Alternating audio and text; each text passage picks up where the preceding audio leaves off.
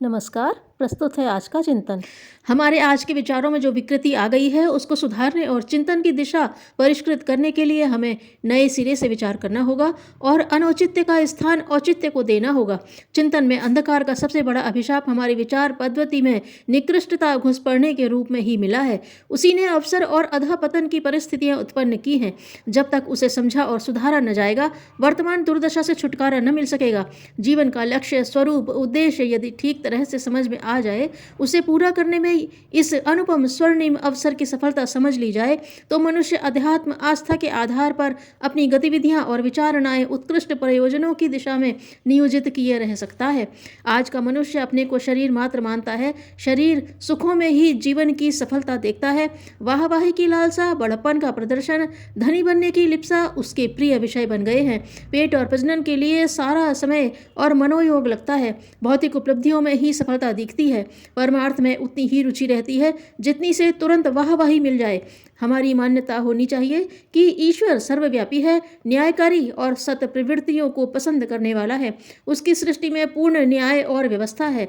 दुष्कर्म करने वाला कुमार्गगामी व्यक्ति उसके दंड से बच नहीं सकता। अनीति का पथ जो भी अपनाएगा उसके कोप का भागी बनेगा।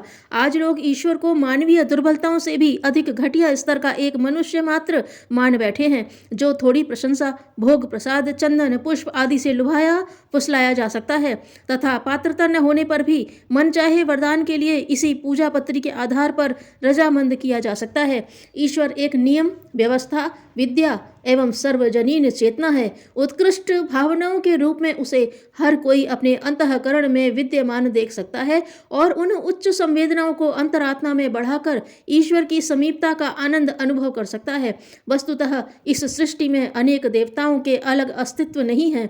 यदि इस सृष्टि के संचालक अनेक ईश्वर, अनेक देवता होते तो उनमें भी परस्पर लड़ाई होती रहती और संसार का नियंत्रण गड़बड़ा जाता। लोगों का अज्ञान ही है जिसने परस्पर विरोधी अगणित देवी देवता रचकर खड़े कर दिए हैं। विभिन्न धर्मानुयायी अनुभव करते हैं कि उन्हीं का मत सही है, केवल वे ही धार्मिक हैं और उन्हीं का धर्म मुक्ति या शांति दे सकता है। अपना सही, दूसरों का गलत वाले पक्षपात ने नीर क्षीर विवेक की बुद्धि समाप्त कर दी और पक्षपात का भूत सवार हो गया। परिणाम यह हुआ कि लोग अन्य धर्मावलंबियों को पापी समझकर उन्हें मारने पीटने में पुण्य समझने लगे।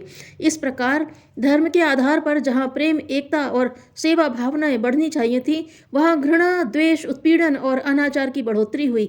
हमें ईश्वर और धर्म के इस विकृत स्वरूप को बदलना होगा और तत्संबंधी मान्यताओं को प्राचीन काल की तरह पुनः उसी स्तर की बनाना पड़ेगा जिसमें मानवीय सद्भावना, एकता, सहयोग एवं उदारता बढ़ाने में तत्व ज्ञान का ठीक तरह उपयोग हो सके। आत्मा की महानता का ज्ञान हमें होना चाहिए। अपने स्तर का गौरव अक्षुण्ण रखने की गरिमा सजीव रहनी चाहिए। हम कोई ऐसा कार्य न करें जिससे आत्मा का गौरव घटता हो, लज्जित होना पड़े, आत्मा धिक्कारे और लोग हमें ओछे स्तर का समझें। आदमी की इज्जत इसमें है कि वह हर कीमत पर अपनी महानता, ऊंचाई और आदर्शवादिता की रक्षा करता रहे। विरोध, दबाव या अभाव भी जिसे कर्तव्य पथ से विचलित न कर सके, सच्चे अर्थों में मनुष्य है। यह मान्यताएं हमारे आस्था केंद्र को प्रकाश प्रदान करने के लिए सजीव बनी रहनी चाहिए। बुद्धिमान वह नहीं जिसने अनीति अपनाई और मनुष्य जन्म जैसे सौभाग्य को नष्ट भ्रष्ट कर डाला, उसे धूर्त भर कहा जा सकता है। धूर्तता को बुद्धिमत्ता की संज्ञा नहीं दी जा सकती है। मनुष्य वह है जिसमें मानवता को सम्मानित करने वाले गुण, कर्म, स्वभाव का बाहुल्य है। ईमानदारी और सच्चाई जिसकी नीति है, जो छल कपट से दूर रहकर सीधा, सरल और स्वच्छ जीवन जीता है, जिसे अपने पसीने की कमाई पर्याप्त और संतोषप्रद लगती है, जिसमें धैर्य, साहस, संतुलन, शौर्य और विवेक की समुचित मात्रा मौजूद है, उसी को खरा व्यक्तित्व कहना चाहिए।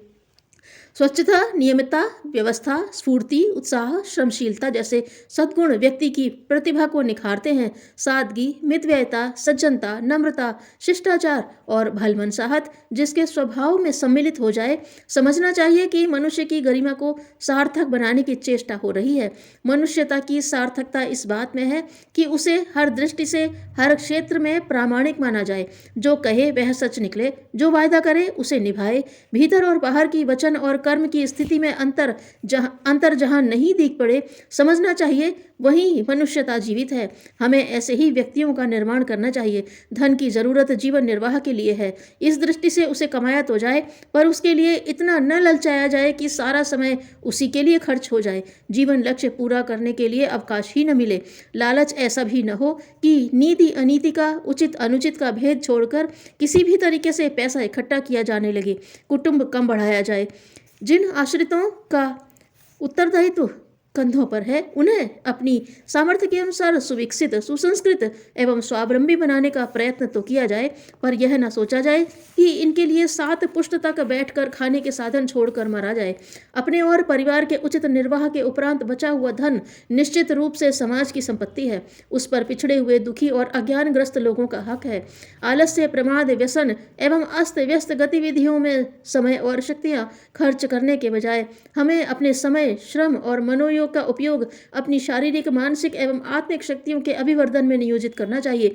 आमतौर से व्यक्ति न शिक्षा, विद्या, स्वाध्याय, सत्संग, मनन, चिंतन आदि के साधन जुटाते हैं, न प्रतिभा बढ़ाते हैं, न सद्गुणों का विकास करते हैं और न आत्मबल बढ़ाने वाले परमार्थ प्रयोजनों में रुचि लेते हैं।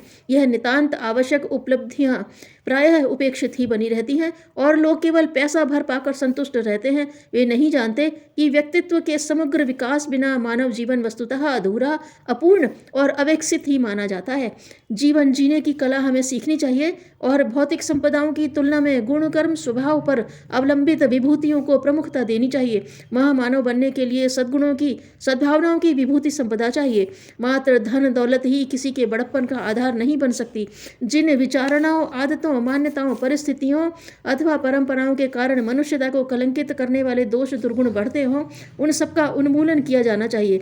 जो कारण इन दुष्प्रवृत्तियों को बढ़ाते हैं, उनका निराकरण करना चाहिए। ऐसी विचारधारा से मानवीय चेतना को प्रभावित किया जाना चाहिए जो व्यक्ति में देवत्व का अभिवर्धन कर सके। हमारे चिंतन की दिशा इसी ओर बढ़े। बारीकी से यह ढूंढा जाए कि किन कारणों से मनुष्य को निकृष्ट विचार अपनाने और कुमार्ग पर चलने की प्रेरणा मिल रही है। उन सब की एक एक करके जड़ें उखाड़ने में हम जुट पड़े और उन रिक्तता की पूर्ति उन सत्प्रवृत्तियों से करने लगे जो नर को नारायण बनाने की ओर अग्रसर करती हैं। किसी को गलतियों से हानि उठाते देखकर जो अपनी गलतियां सुधार लेता है, वह बुद्धिमान है। धन्यवाद।